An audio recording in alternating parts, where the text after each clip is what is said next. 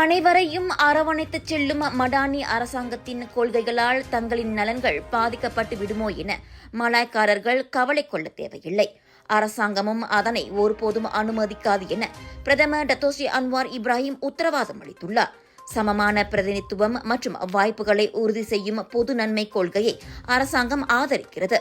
பாகுபாடு மற்றும் சமத்துவமின்மையால் அரசாங்கத்திற்கு நம்பிக்கை இல்லை என பேரா குவாலகங்சார் மலாய் கல்லூரியின் முன்னாள் மாணவர்கள் சங்கத்தின் ஆண்டு விருந்து நிகழ்ச்சியில் உரையாற்றிய போது பிரதமர் இவ்வாறு கூறினார். முந்தைய அரசாங்கங்களின் கொள்கைகள் தங்களுக்கு வேண்டப்பட்டவர்களுக்கும் சொந்த கட்சியினருக்கும் நன்மையை கொண்டு வரும் வகையில் தவறாக பயன்படுத்தப்பட்டன. இதனால் அடித்தட்டு மலாய்க்காரர்கள் புறக்கணிக்கப்பட்டனர்.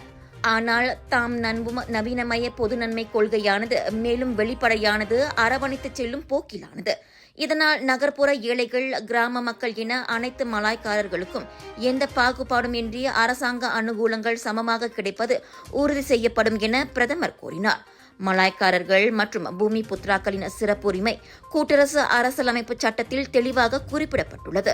அது தொடர்ந்து கட்டிக்காக்கப்படுவதை மடானி அரசாங்கம் உறுதி செய்யும். எனவே மலாய் சமூகத்துக்கு தனது உரிமை குறித்து கவலை தேவையில்லாத ஒன்று. அதே சமயம் மற்ற இனத்தவர்களையும் ஒதுக்கி வைக்க முடியாது. அனைவரையும் அரவணைத்து சென்றால்தான் நாடு முன்னேறும் என டத்தோஸ்ரீ அன்வார் தெளிவுபடுத்தினார்.